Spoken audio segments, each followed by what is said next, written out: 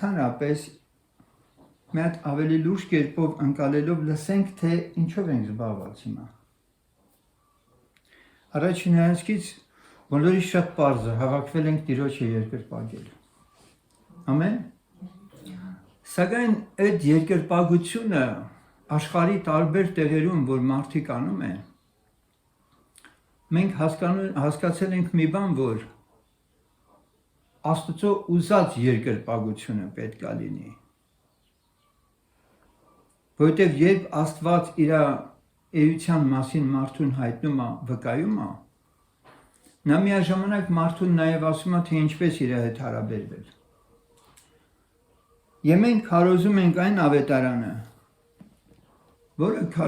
որը քարոզել են առաքյալները, Պողոս առաքյալը մասնավորապես։ Եվ ես այդտեղ ուզում եմ մի փոքր հատուկ ուշադրություն դարձնենք Պողոս առաքյալի քարոզչության բնույթին։ Գիտեք, որ քարոզիչները ամենատարբեր շարժառիթներով քարոզում են, եւ այսպես ասենք, հիմա այդ բառը շատ են կիրառում, տարբեր մոտիվացիաներով են քարոզում, ասենք ասենք։ Եվ մենք այստեղ լսում ենք, որ առաքյալն ասում է. Եվ ես եղբայր, որ ձեզ մոտ եկա, ոչ թե խոսքի կամ իմաստության գերազանցությունով եկա Աստծո վկայությունը ձեզ պատմելու։ Որը նշանակում է, որ որոշները խոսքի իմաստության ետևից ընկած են, այսինքն ուզում են շատ ավելի ճարտար, շատ ավելի գեղեցիկ խոսեն Հիսուսի մասին, կամ էլ ասենք նրա խոսքերի մեջ իրենց մարմնավոր տրամաբանությունը խառնելով ինչ որ իմաստություն են հաղորդում, որի մեջ իմաստություն չկա։ Որովհետև միտքս չէի դրած մի ուրիշ բան գիտենալ ձեր մեջ, բայց միայն Հիսուս Քրիստոսին այն էլ խաչված է։ Այսինքն առաքյալն ասում է, որ ձեր հետաքրքրությունը նոր գիտություն, նոր իմաստություն, նոր ինչ որ մի գաղափար ընկալելը չի, որոնք էլի ոչինչ, եթե մարդն ուզում է։ Բայց եթե մեզ այստեղ հավաքվածներից նպատակը խաչյալ Քրիստոսին մեր կյանքում ձևակերպված մենք չփափագենք ունենալ, այն մնացածը խաբեությունը ու մոլորությունը։ Եվ առաքյալը հենց միանգամից կարելի ասել իր քարոզչության իմաստը, որովհետև սա ըստ էության այդպիսի մի քարոզչության խոսք է, որ Պողոս առաքյալն ասում է, որ ձեզ մոտ եկա, ոչ թե խոսքի կամ իմաստության գերազանցությունով եկա, Աստծո վկայությունը ձեզ պատմելու, որովհետև միտքս չէի դրած մի ուրիշ բան գիտենալ ձեր մեջ, բայց միայն Հիսուս Քրիստոսին եւ այն էլ խաչվածի։ Եթե դուք հիշում եք, դարձյալ ինքը այս մասին խոսում է Գաղատացիս թղթում, երբ որ Գաղատացիներին ասում է անմիտ գաղատացիներ, ով ձեզ կախարդեց, որոնց աչքերի առջև Քրիստոսը ձևակերպվեց խաչված, չէ, երևաց խաչված։ Միշտ ինքը Պողոս առաքյալը շեշտադրումը հատուկ անում է դրա վրա։ Պաշտամունքի եկածները խաչված Քրիստոսին նմանվելու ձգտում ունեն, թե հրաշագործ Հիսուսի հետևից են ուզում գնալ։ Հասկանում եք։ Եվ ես տկարությունով եւ վախով եւ շատ դողով եղա ձեզ մոտ։ Պողոսը տկարությունով շեշտում է, որ ֆիզիկապես տկար է եղել։ Բայց նաեւ վախով։ Ինչի համար է նա նաեւ վախովը շեշտում։ Ի տարբերություն այսօր ավետարանը հռչակողների, քարոզողների բազմահազարանոց բանակի, որոնցից գրեթե ճնշող մեծամասնությունը Աստծո խոսքը խոսելու ժամանակ բեմերում իրենց մաներաներով բարձ երևում է, որ Աստծո վախ չկա իրենց մեջ։ Առաքյալը ասում է, որ Աստծո առջև Քրիստոսում խոսում ենք։ Աստծո առջև Քրիստոսում խոսում ենք։ Եվ մեծ երկյուղ ունի, մեծ վախ ունի, որ չլինի հանկարծ իր խոսքը, ինչպես լինի, եւ ասում է վախով, ոչ միայն վախով, շատ դողով եղա ձեզ մոտ։ Ինչի դողով, որտեղ Տեր Հիսուսի ներկայությունը ուներինք։ Նրա ներկայության մեջ մարդը հնարավոր չէ մնա իր սովորական չափորոշիչների մեջ։ Աստծո առջև Քրիստոսում անձնավորությունը քարոզում է եւ իմ խոսքը եւ քարոզությունը ոչ թե մարդկային իմաստության պատիր խոսքերով եղավ։ Առաքյալը դա հասկացել է, դա զգացել է, որ իր խոսքն իրանից չի եղել։ Մարդկային իմաստության պատիր խոսքեր չեն եղել, այլ հոգու եւ զորության ապացույցներով, հոգու եւ զորության ապացույցներով։ Ինչու է առաքյալը շահագրգռված, որ մարդկային ու շնչավոր իր իմաստությունը ինքը չներկայացնի, որպեսզի տեղ տա Աստծո հոգուն եւ նրա զորության ներգործությանը։ Եվ պատճառը ինքը բացատրում է, որ ձեր հավատքը մարդկանց իմաստությունով չլինի, այլ Աստծո զորությունով։ Նպատակը որն է, որ մարդկանց իրան լսողների հավատքը Աստծո զորությունով լինի եւ ոչ թե մարդկանց իմաստությամբ հնչած խոսքերի հավատք լինի մարդկանց մեջ։ Այնուհետև առաքյալը ներկայացնում է այն քարոզչության խոսքը ավետարանը, որ ինքը ներկայացնում է, ասում է, այլ Աստծո ծածուկ իմաստությունն ենք խոսում խորհրդով։ Աստծո իմաստությունը ծածուկ է, խորհրդով է,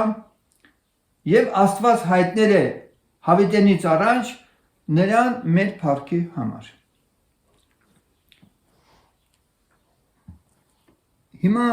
առաքյալը նաև ներկայացնում է, թե այդ ինչն է ծածուկ, ինչ որ աչք չի տեսել, ականջ չի լսել, մարդու սիրտ չի ընկել, առաքյալը դրանց մասին է խոսում։ Բայց ինքը որտեղից գիտի, բայց մեզ Աստված հայտնեց իր հոգով բերված։ Եվ վերջում ինքը նաև այս առաջի Կորինթացի 2-րդ գլխի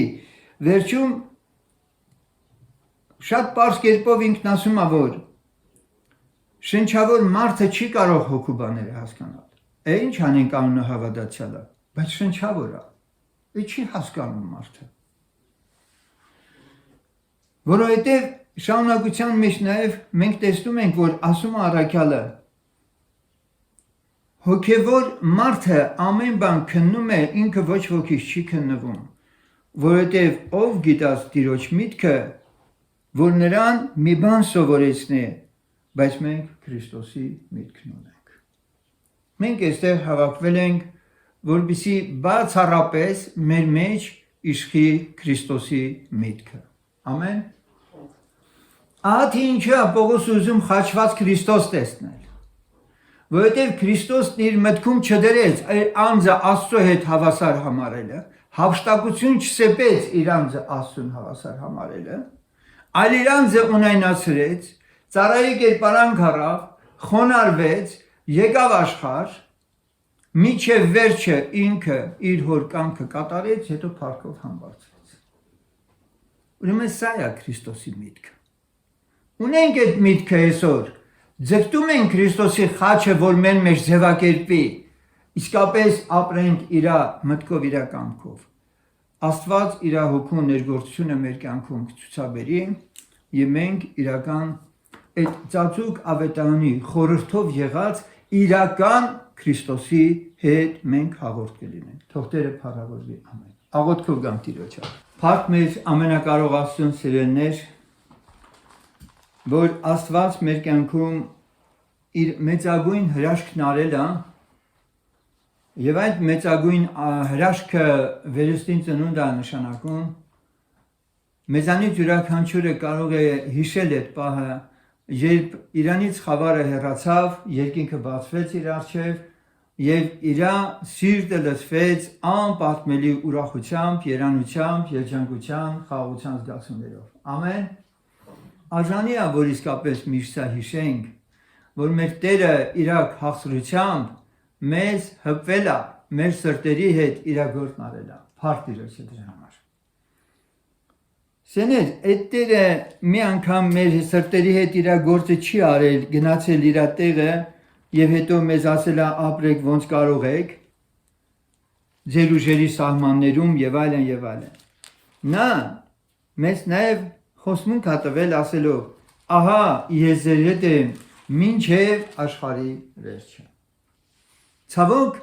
սա մի դեկլարատիվ է հնչում հավատացյալների շուրթերից շատ անգամ,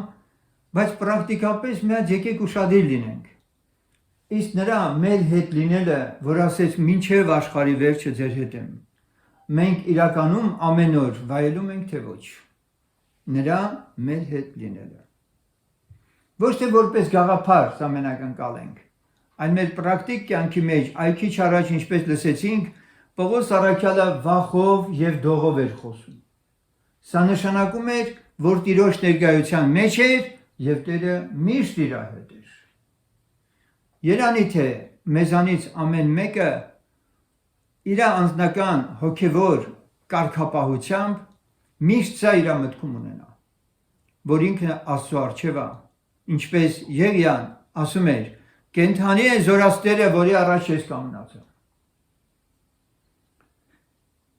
Միշտ ես ուզում եմ այս խնդրի վրա կանգ առնել, թե հոգևոր հասակը մարդու ինչպես է իսկապես բարձրանում։ Եկեք մի փոքր խորհենք սրա շուրջ։ Ինչպես իմանալ, ես հոգևոր կյանքում աճում եմ, թե չեմ աճում։ Ինչպես իմանալ, ես Տիրոջը ավելի մոտենում եմ, թե չեմ մոտենում։ Մեր Սուրբ Գիրքն ասում է այդ մասին, որ մենք պիտի աճենք, Սուրբ Գիրքն ասում է, որ մենք պիտի մոտենանք Աստծուն։ Եթե մենք կարգապահ կերպով մեր կյանքում հսկում ենք մեր ամեն հոգևոր քայլերը, մենք պիտի կարողանանք իմանալ երեկվա, մեկ ամիս առաջվա այդպես վիճակի հետ մեր տարբերությունը որն է։ Մենք աճում ենք, հասակ առնում ենք, թե չենք առնում։ Եվ հասակ առնելու հիմնական չափորոշիչը ներքին զգացողությունը ես ուզում եմ, որպեսզի մի հատ փորձենք ուսումնասիրել։ Երբ մարդ հոգևորապես աճում է, ինչի հաշվին է աճում ինքը, ինչպես է այդ աճը տեղի ունենում, եւ ճիշտ հակառակը, ինչքանով է իրան ավելի հեռացնում աշխարհից, մեղքից, անօրենությունից եւ այլն։ Միանշանակորեն ես Սուրբ Գրքում մի նախադասություն եմ գտել, մի համար եմ գտել, որը կարճ է ասված, բայց այնքան բան կա սրա մեջ։ Եվ փորձենք ուղղակի սա հասկանալ։ Բայց օրենքը մեջ ընկավ, որ հանցանքը շատանա, բայց ուր ավելի եղավ մեղքը, այնտեղ ավելի ևս շատացավ շնորհքը։ Առաքյալն ասում է, որ օրենքով մեղքի գիտություն է լինում։ Օրենքով, այսինքն ինչով, Աստծո խոսքով։ Երբ մարդ Աստծո խոսքը կարդում է, ինքը հասկանում է, թե մեղքն ինչ բան է, Աստծո առաջ ինչպես է ինքը մեղավոր, եւ ի վերջո իր անզորությունն է հասկանում օրենքը կատարելու նկատմամբ։ Եվ որքան մարդը իր մեջ իր անզորությունը, իր մեղավոր լինելու խորությունը հասկանում է, Աստված իր շնորհքը այս մարդու մեջ ավելացնում է։ Այդ կերպ ասած, որքան ես իմ մեղավորության, ոչնչության, անզորության, իմ գիտակցության միջև վերջին հատակն եմ իջնում, զրոն դեռ թիվ է, չէ, ասում են, զրոյից էլ ցածր։ Աստծո խոսքը մեզ ասում է, որ մարդիկ ինչ են, ոչինչ են եւ ոչինչից էլ թեթև են։ Որքան ես իմ մեղավորության գիտակցումը ունենամ ավելի խորը, այնքան ինձ ավելի Աստված իր շնորհքն է բացելու։ Այնքան Աստված իմ մեջ բերելու է իր երկինքը, իր ուրախությունը, խաղաղությունը, որովհետև այս անձնավորությունը իր մարդկային ամբիցիաներով, շնչով, տրամաբանությամբ, ինտելեկտով չի շարժվում։ Եվ սա է հենց հոգով աղքատ վիճակը սեներ, որ Տերն ասեց, երանի հոգով աղքատների։ Հիմա արդյոք Աստծո խոսքը ինձ բերում է այդ գիտության, թե ուրիշ մի գիտության է տալիս, որ հպարտանամ, որ ես մեկն եմ, երևել եմ եւ այլն։ Մենք գնում ենք այն ճանապարհով, որտեղ բացահայտվում է մեր անզորությունը, անկարողությունը, պարտությունները շարունակաբար։ Եվ այդ առումով Եբրայեցիս թղթի 12-րդ գլխի մեջ մենք կարդում ենք, որ մեղքը, որի գիտությունը մենք ունենում ենք եւ հասկանում ենք, որ Աստծո առջև մենք չենք կարող սուրբ լինել մեր մարմնավոր ու շնչավոր ջանքերով, հանկարծ մեղքից հեռու ապրելու մեր պայքարի մեջ մենք բացահայտում ենք մի բան, որ որքան մեղքի դեմ պայքարում ենք, այնքան մեղքը մեզ ավելի է պաշարում։ Եբրայեցիս 12-ի 1-ը կարդում ենք. Ուստի մենք էլ որ վկաների այսքան բազմություն ունենք մեզ շրջապատած, դեն գցենք ամեն ծանրություն եւ մեզ դյուրավ պաշարող մեղքը։ Դեն գցենք դյուրավ պաշարող մեղքը։ Այսինքն մեղքը մեզ պաշարում է։ Պաշարել ինչ է նշանակում։ Մեզ շրջապատում է, մեր շուրջը պարիսներ է դնում, թակարդներ է դնում։ Հիմա ասում է դեն գցենք։ Փաստորեն ես ու դու իշխանություն ունենք։ Ես ու դու իշխանություն ունենք պաշարված վիճակից ազատագրվելու։ Մեր մտքերի, մեր մարմնի, մեր շնչի, մեր տրամաբանության մեջ գերի դարձած այդ վիճակում, որ սատանան մեզ բռնել է գերի արել։ Անկամ նաև մարմնի հիվանդությունների առումով։ Սրանք էլ են պաշարման մի եղանակներ ու տեսակներ, որ սատանան մարդու կյանքում անում է։ Մենք ի վիճակի ենք դեն գցելու այդ պաշարումը, փլելու այդ պարիսպները։ Սակայն եթե ուշադրություն դարձրեցիք, այս գլուխը սկսում է ուստի բառով։ Ուստի նշանակում է դրանից առաջ միտքը ասված, որին պետք է մենք անդրադառնանք, իմանանք թե ինչ էր դրանից առաջ ասված, որ հիմա առաքյալը եզրահանգում է։ Ուստի բառը եզրահանգում է, չէ՞ նշանակում։ Դրանից առաջ առաքյալը խոսել է ինչի մասին։ Հավատքով ապրած մարդկանց կյանքերի մասին։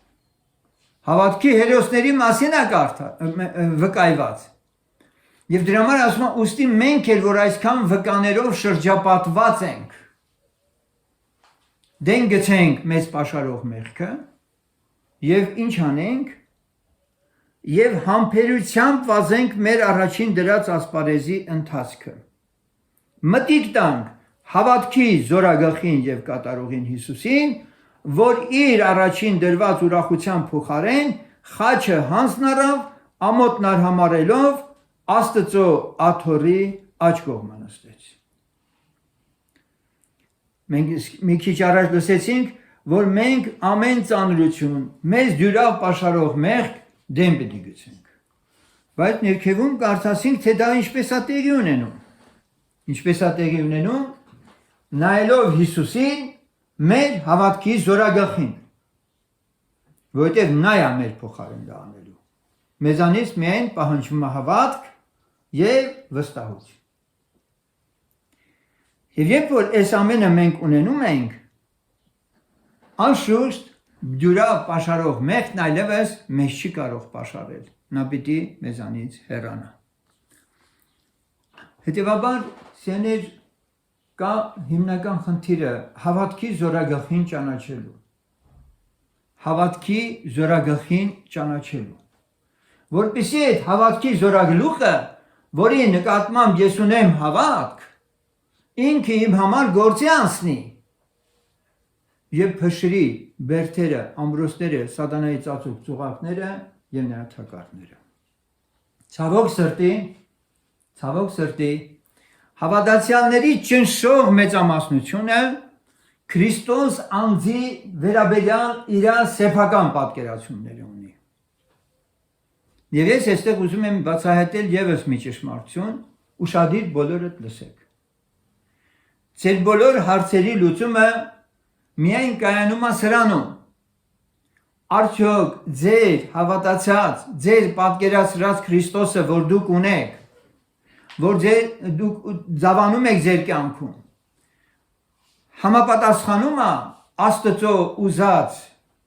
Քրիստոսի կերպարին, Քրիստոսի անձի վերաբերյալ եղած վկայություններին։ Չէ՞ որ մենք քիչ առաջ լսեցինք այդ մասին, որ այս անձիկ Քրիստոսի վկաներն են, ուստի մենք էլ որ վկաների այսքան բազմություն ունենք, վկաներ են իրենք, չէ՞։ Եվ հիմա հարցը դրված է հետևյալ կերպ. իմ ունեցած Քրիստոսի պատկերացումը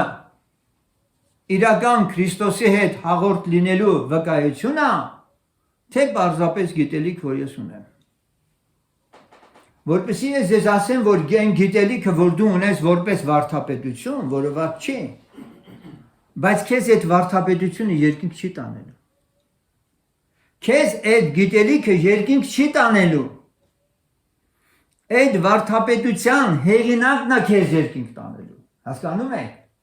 Եվ եթե այդ քո իմացած վարդապետությունը կենթանի Քրիստոսի հետ այսօր քեզ հաղորդ չի անում, դե շփրտի այդ վարդապետությունը։ Կամ քո սարքածն է, կամ ուղղակի մնացել է որպես ճշմարտությունների ինչ որ պատմություն։ Ոչ ավել, ոչ պակաս։ Ուրեմն մենք չենք գնում վարդապետության ետևից նրա համար, որը կարևոր է, որ մենք սովորենք ինչպես ապրել երկրի վրա։ Մենք վարդապետության ետևից գնում ենք միայն մի նպատակի համար, որպեսզի այդ միակ վարդապետի հետ կենթանի հաղորդակցություն ունենանք։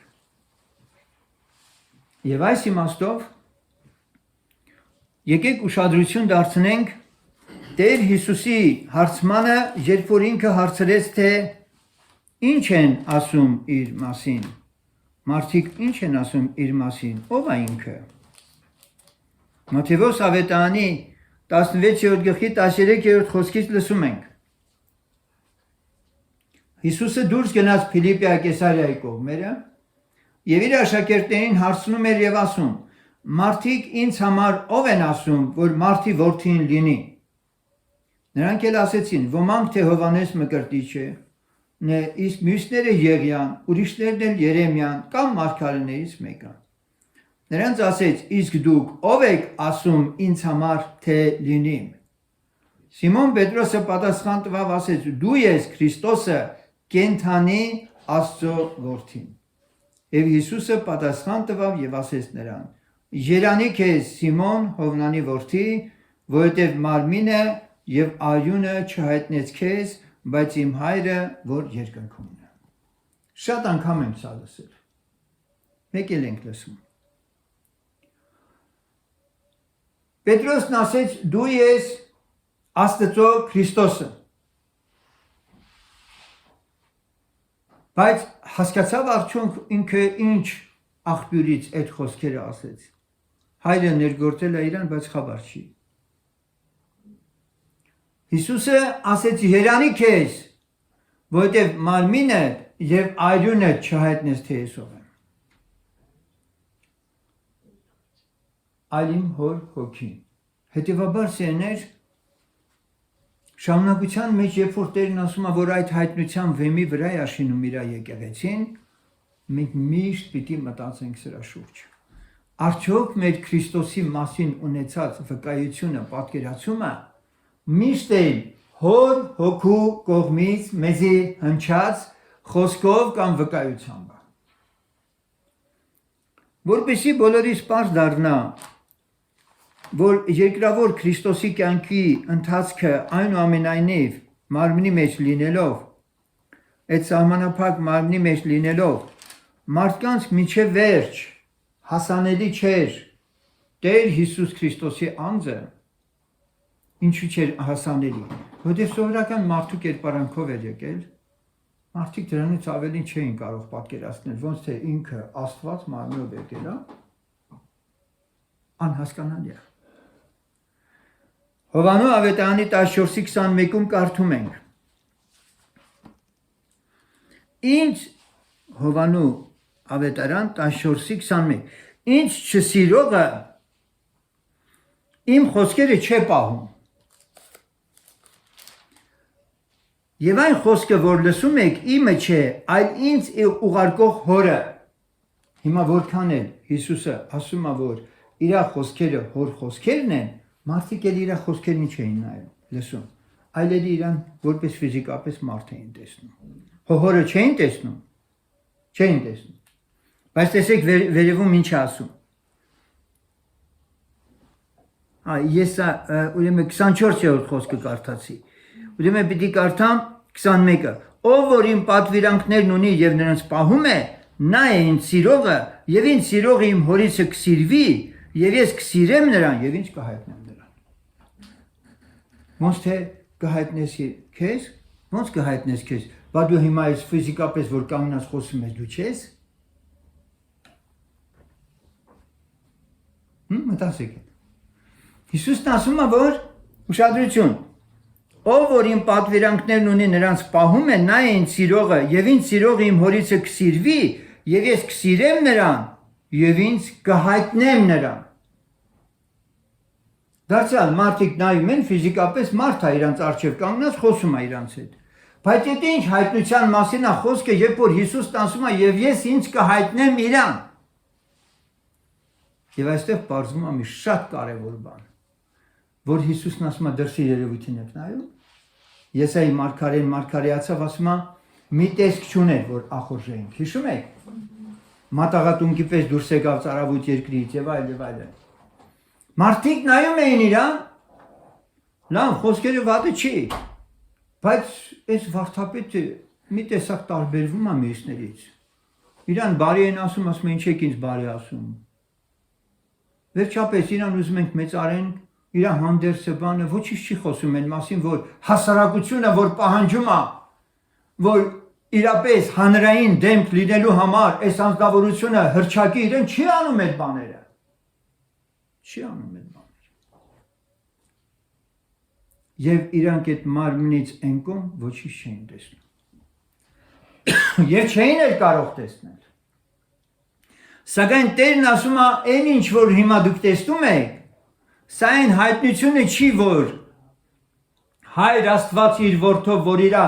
ուզում է հայտնի մարդկությանը, դա դեռ դա չի։ Այդ մարմինը ինչի համար էր ինքը ստացել,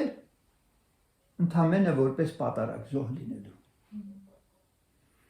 Եվ Տեր Հիսուսն ասում է, հոգին է կենդանարարը, մարմինը օգուտ չունի։ Մարմինը շահ չունի։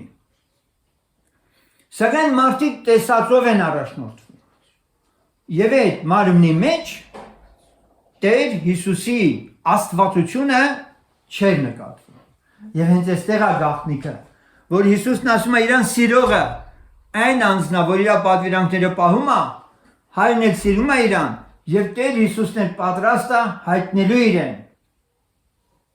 Հայտնելու իրեն։ Մենք գիտենք, որ Տեր Հիսուսը համբարձվեց երկինք, հարություն առավ, համբարձվեց երկինք։ Եվ հայտնության առաջի գլխի մեջ Հիսուսին սիրողներից մեկի վկայությունն են կարդում։ Հայտնության գիրք, առաջին գլուխ, 13-ից 19 վկայում է Հիսուսին սիրողներից մեկի մասին, որին հայտնվել է անձամբ Հիսուսը։ Եվ այն 7 ճրագականների միջումը մեկը մարդի որդու նման պճղնավոր պատմության հագած, ստինքների մոտ ոսկի գոտի կապած, եւ նրա գլուխը եւ մազերը սպիտակ բուրդի եւ ձյունի պես սպիտակ էին, եւ նրա աչքերը կրակե բոցի պես, նրա ոտները կարմրած պղնձի պես, իբրև հնոցի մեջ կրակ եղած, եւ նրա ձայնը շատ ջրերի ձայնի պես։ Եվ իր աջ ձեռքումը 7 աստղեր ուներ, եւ նրա բերանիցը սրած երկբերան սուր էր դուրս գալիս, եւ նրա երեսն ինչպես արեգակը, որ ճառագայթում է իր զորությամբ։ Եվ երբ որ տեսա նրան, մեռածի պես ընկա նրա ոտների առաջին, եւ նա իր աջ ձեռքն ինձ վրա դրավ եւ ասեց. «Մի վախենար, ես եմ առաջինը եւ վերջինը, եւ կենդանին, եւ ես մեռած էի, եւ ահա կենդանի եմ, հավիտյանս հավիտենից ամեն, եւ ունեմ դժոխքի եւ մահի բանալիները»։ Ինչ է նկարագրում Հովհաննեսը։ Ինչ տեսքա տեսնում Աստծո որդուն, ինչքան ուժը պատացել է Հովհաննեսին նկարագրել է, թե մեր Տերն ինչպիսին է։ Դուք հասկանում եք ում հետ գործ ունենք։ Երևի մարդկային երևակայությունը շատ սնանկ է, որպեսզի կարողանա իսկապես հասու լինել Աստծո հայտնության կերպերին։ Իսկ հաջորդ գլխի մեջ 5-րդ գլխի 1-10-ում մենք կարդում ենք դարձյալ Տեր Հիսուսին այս անգամ ուրիշ կերպարով։ Աթոռի վրա նստողի աջ ձեռքումը մի գիրք տեսա, որ ներսևանց եւ դրսևանց գրված էր 5-րդ գլուխն ասա։ 7 կնիքով կնքված եւ մի զորավոր հրեշտակ տեսա, որ մեծ ձայնով քարոզում էր. ով է արժանի բանալ այս գիրքը եւ սրա կնիկները լուծել։ Եվ ոչով, ոչ երկնքումը, ոչ երկրի վրա, ոչ երկրի ներքևումը չէր կարողանում այն գիրքը բանալ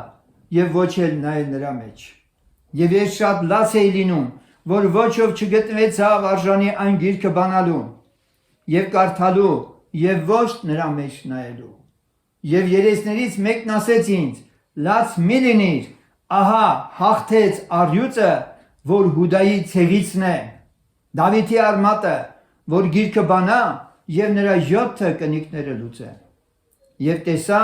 եւ ահա այն աթոռի մեջ եւ 4 կենդանիների մեջ եւ երեսների մեջ մի գար կանգնած մորթվածի նման, որ 7 երջուր ուներ, 7 աչք, որ Աստծո 7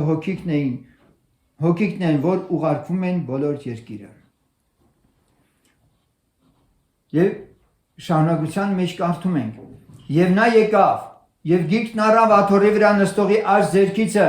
եւ երբ որ գիրքն առավ, 4 կենդանիները եւ 24 երեսները ընկնում էին գարի առաջին, ամեն մեկը ունեին քնարներ եւ ոսկի բուրվարներ խնկով լիքը,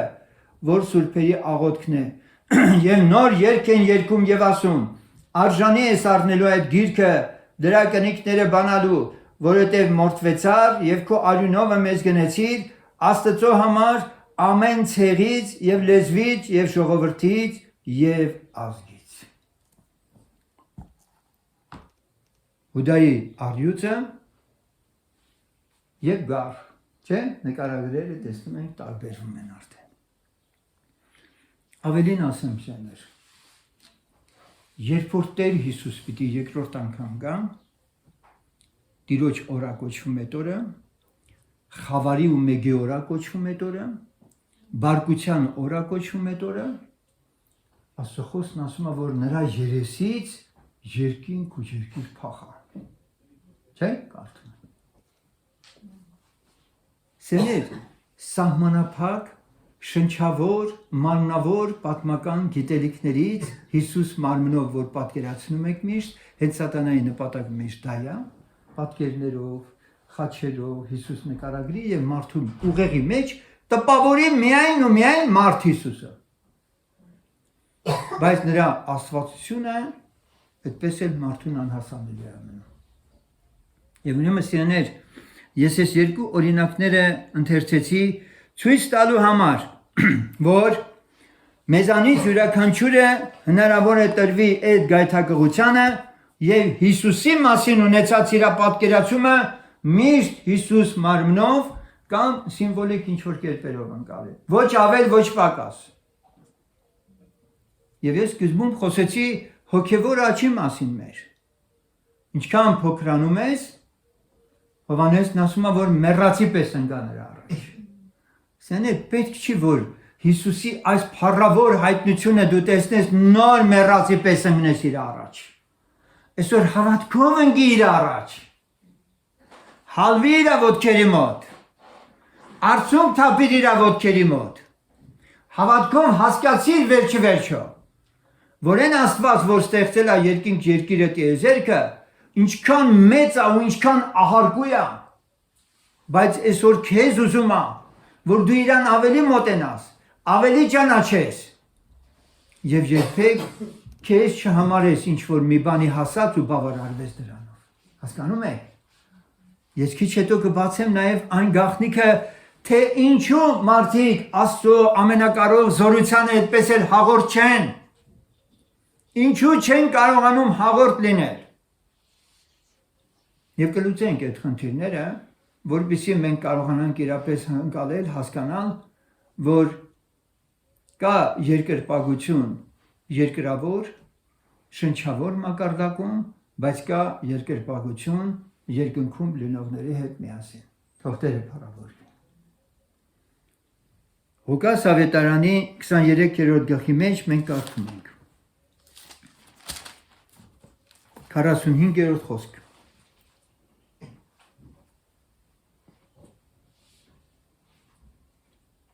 Եվ արեգակը խավարեցավ, եւ տաճարի վարակույրը միջիցը ճղվեցավ։ Արեգակը խավարեց, տաճարի վարակույրը պատրվեց, վերից վար։ Այդ վարակույրը մի 10 հատ վարակույրեր էին, տարբեր գույների, որ իրար միացած էին այդ վարակույրերը։ Դրանց հաստությունը մոտավորապես 10 սանտի էր։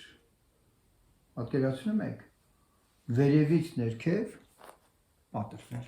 Ընդ որում կարպետի կամ գորգի մակարդակով գործված, սովորական վարակույրեր չէին դրանք։ Եվ հիմա ես պիտի երկրորդ բաժնում ձեզ ներկայացնեմ, թե իրականում ինչ խորհուրդ ուներ այդ վարակույրի պատրվելը, որը էլի շատերդ լսել եք,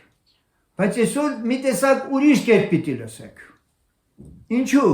որովհետև միայն այնպես գեղեցիկ խոսել այդ մասին, որ այլևս մենք ուղիղ կապ ունենք Աստծո հետ, մեզ միջնորդ որևէ մեկը պետք չի,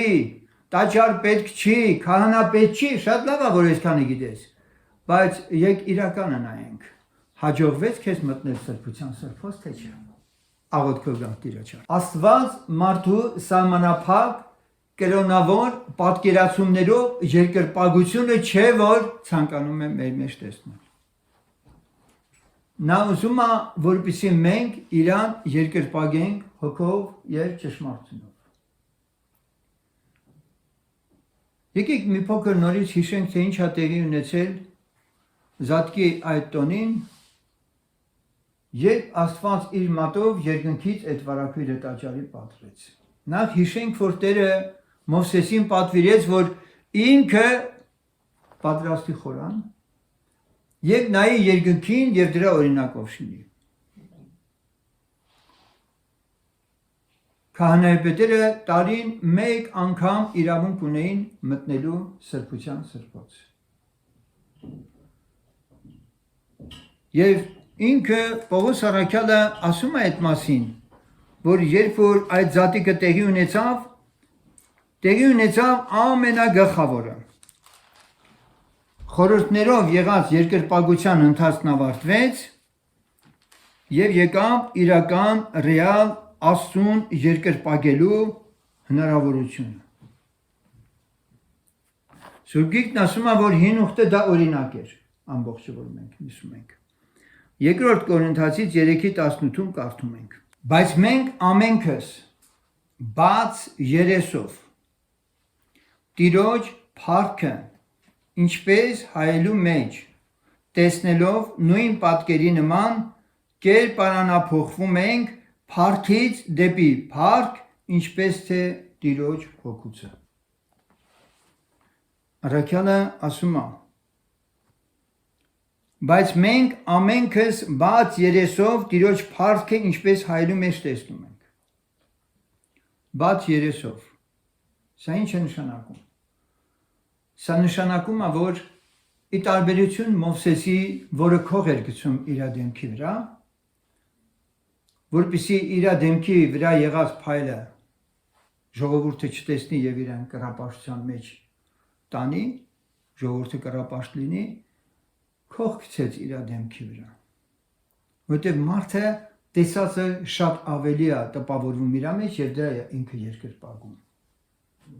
Այսօր Աստված մեզ ասում է հոգով, ճշմարտությունով պիտի երկրպագենք։ Առաքյալն ասում է, որ մենք խույր դնելու կարիք չունենք, ինչ որ խորանում են դնում այդ խույրերը, քահանաները իրաց գլխին։ Տղամարդը պիտի գլուխը չծածկի, բաց երեսով էլ ինչ պիտի անի, պիտի պաշտի իր Աստծուն։ Եվ այսօր հիմա այս հարցն եմ ձեզի տալիս, որ կողմում ես դու, վարակույրից այս կողմ, թե այն կողմ։ Բազմաթիվ հավատացյալներ բավարարվում են միայն գավիթում երկրպագելու Աստծուն։ Շատ հավատացյալներ մտել են սրբություն, Խորանը 3 մասից էլ բաղկացած։ Սակայն մեզ աշակերտներիս մեր համար տրված է սրբության սրբոց մտնել։ Եվ հիմա ես ուզում եմ այս հարցը պարզաբանել,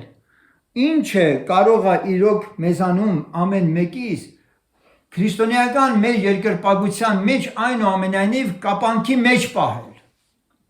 որ մեկ բառով կարող է կրոն կոչվել։ Հոգու բացակայությունը։ Համաձայն եք ինձ հետ։ Սուրբ հոգու բացակայությունը հավատացյալի կյանքում նրա երկրպագության մեջ բավարար է, որ այդ անձնավորությունը մնա կապանքների եւ կրոնի ճիրանների մեջ։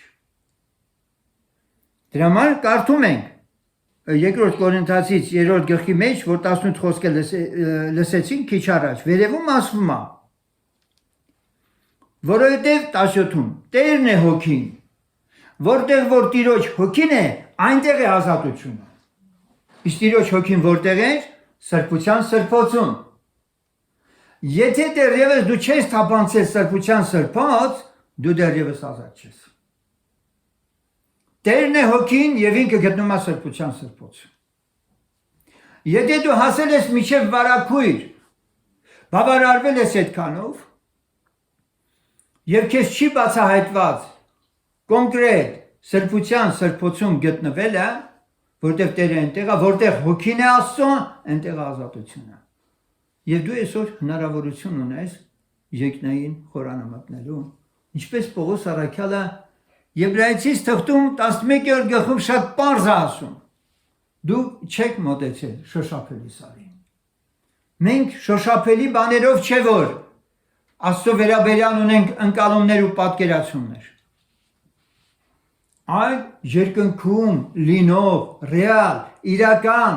հաղորդակցություն ունենք, պաշտամունքը ունենք, որ երկնքում չեն դադարում Տիրոջը սուրբ ասել։ Եվ ամեն ժամանակ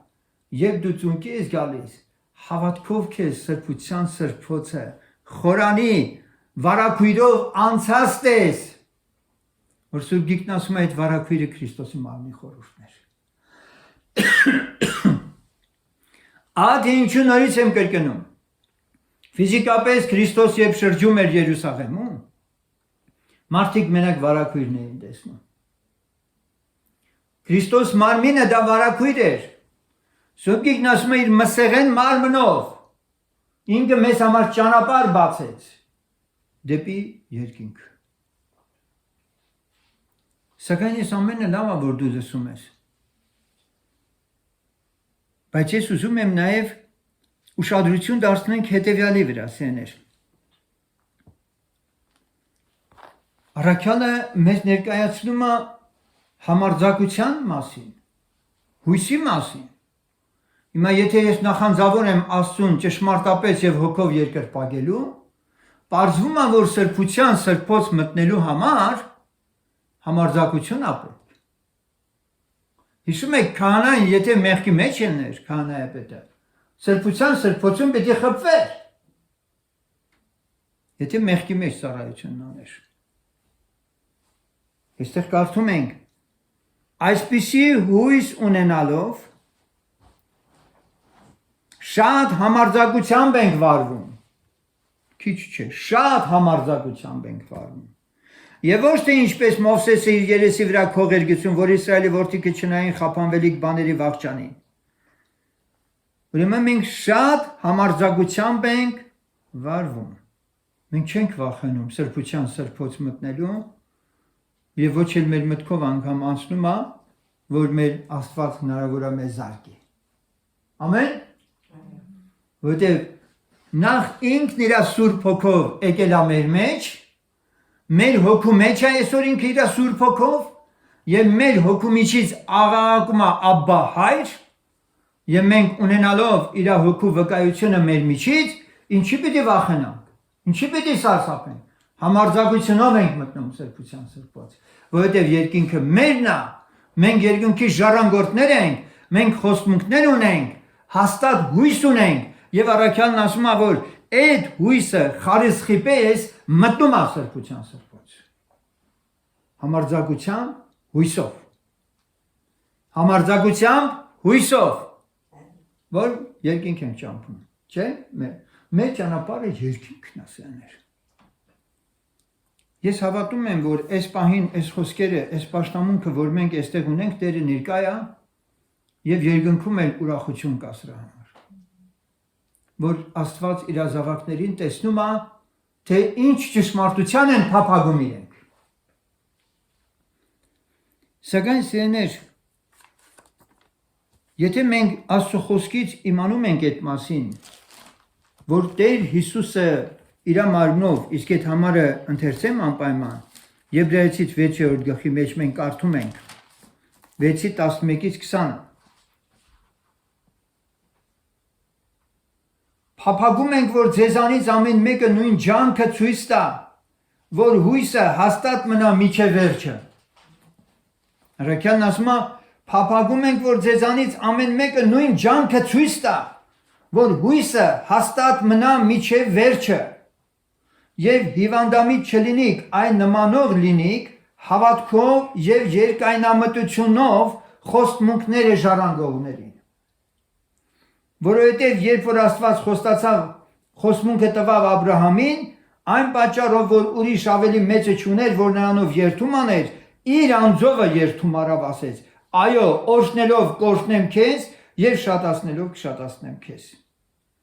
Այսպես երկայնամիտ լինելով հասավ խոստմունքին։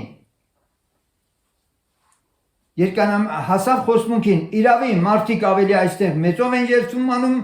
եւ նրանց բոլոր հակառակության վճիռ բանը հաստատելու համար երթումն է։ Հիմա մեր համարձակության հիմքը նաեւ նա է, որ մեզ Աստված նույն ձևով նոր ուխտի երթում է տվել մեզ եւ նրա խոսքը այո եւ ամեն է։ Առաքյալը ներքևում ասում է, որ հաստատ 19-րդ խոսքից, որ հաստատ եւ անշարժ խարիսխի պես ունենք մեր անձի համար, որ եւ մտնում է վարակույրի ներսի կողմեր։ Ուրեմն ինչ ունենք հաստատ եւ անշարժ խարիսխի պես ինչ ունենք, վերևում ասում է ինչա։ Երկու անփոխելի բանով, որոնցով անկարելի է, որ Աստված սուտ խոսի, հաստատուն մխիթարություն ունենանք մենք որ ապավինեցանք մեր արջևը դրած հույսը բռնելու, որ հաստատ եւ անշարժ խարիսխի պես ունենք մեր անձի համար, որ եւ մտնում է վարակույրի ներսում։ Ինչը հույսը։ Հույսը բռնում ենք պինդ, անշարժ խարիսխի պես սրբության սրբոց մտնելու համար։ Հիմա անդրադառնանք այս հարցին եւ ամփոփենք ասելիքը։ Ինչու այնուամենայնիվ մարդիկ չեն կարողանում այդ վարակույրից ներս մտնել եւ այնքան որ մենք միշտ ասում ենք Աստծո հետ խոսել, հաղորդ լինել Սուրբ Հոգով, որ դա ռեալ է, իրական է եւ այլն, ինչու մարդիկ դա չեն ձգտում կամ այդպես ասած իրենց կյանքում դա չի հաջողվում։ Սեներ, վերջը մենք ֆիզիկապես չենք մտնում, ճիշտ է, որևէ միջավայր, որը անտեսանելի է եւ Տերն ընտեղ։ Հայտնության գրքում մենք տեսնում ենք Եզեկիելն ասում է, որ հոգով է Աստված բացում այն ամենը, ինչը որ անտեսանելի է, աչքը չի տեսել, մարդու սիրտ չի ընկելական չի լսել։ Սակայն այնուամենայնիվ մեր հոգին, որ ոչ նյութական բաժնից է, որ նախանձի է գրգռում մեզ այսպիսի հոգևոր արժանավոր երկրպագության, հանդիպում արգելքի։ Որն է այդ արգելքը։ Այս անգամ այդ վարակույրը մեր մարմինն է դառնում։ Ինչպես Հիսուսի մարմինը մի տեսակ վարակույր էր ամբողջ մարդկության համար, որ սրբության սրբոց մտնել, այնպես էլ մեր մարմինը մեր հոգիների համար այն պատնեշն է, այն արգելքն է, այն վարակույրն է, որը թույլ չի տալիս, որպեսզի մենք մտնենք սրբության սրբոց։ Իսկ Գիրքը մեզ ցույց է տալիս այդ արգելքից ազատվելու եղանակը։ նրանք, որ Աստծուն երկրպագում են, խաչը հանեցին իրենց մարմինները բնական կրքերով հանդերձ։ Եվ երբ որ դու միշտ հավատքով սա ունես, քեզ համար բացվում է հոգևոր դաշտը եւ դու կարող ես Աստծո հետ հաղորդել։ Այսպիսով, որքան ես իմ երկրպագության Աստծուն պաշտելու մեջ իմ ծարավը տեսնում եմ շատանալիս, որքան ես ավելի եմ նախանձավոր Տիրոջը պաշտելու, ես այնքան ավելի եմ իմ փոքրությունը տեսնում, ավելի եմ խեղճանում, չէ՞։ Իմ մեղավոր լինելը, անկատար լինելը, անզոր լինելը, ինչպես խոսքի սկզբում ասեցի, եւ երբ որ ես այս գիտակցությամբ գալիս եմ Տիրոջ առաջ ու ասում եմ. Տեր, ես ամբողջովին քեզ ընծայված, ուզում եմ քեզ պատկանելով քեզ պաշտել հոգով եւ ճշմարտությամբ, Աստված իր շնորհքն ավելի է բացում ինձ։ Եվ իր Սուրբ Հոգու ամպը իջնում այն վրա եւ ինձ տեղափոխում է երկնային իրականության հետ հաղորդ լինելու։ Հավատում ենք այս ամենին, ինչ որ լսեցինք սիրելիներ։ Մեր հակառակորդը շատ ակտիվ գործում է մեր շնչի մարմնի հետ։ Շատ հավատացյալներ թույլ են եւ իրենց մարմնի ու շնչի հետ վարվելու ձև չգիտեն։ Հաջորդ հատվածում, որ ես արդեն ասեցի պաշտամունքը փակելուց հետո պիտի խոսեմ, թեման պիտի լինի նաեւ սա. ինչպես ես ազատագրվեմ ինձանից, որ ես կարողանամ սրբության սրբոց մտնել։ Այս բաժնում մենք փառք ենք տալիս Աստծուն, որ Տերը մեզ հասկացրել է, որ երկնքի հետ հաղորդ լինելու ճանապարհը անհնար է մարմնով, որ մարդը իր շնչով, պատկերացումներով Քրիստոսի անձի վերաբերյալ ներկայանա եւ Տերն ասի ապրես։ Հենց այդ ինչ որ մտածում ես, այդպես էլ պաշտի։ Չէ, սիրելիներ։ Ինչպես կարդացինք, ինչպես լսեցինք, հավատքով ինչպես գնացել են մարդիկ, մենք նույն կերպ պիտի գնանք մեր Տիրոջ սրբության սրբոցում իր այդ միշտ հանդիպման եւ երկրպագելու։ Թող Տերը փառավորվի, ամեն։ Նորից աղոթենք, Գեորգ եղբայր քո աղոթքով կփակենք այս պաշտամունքը։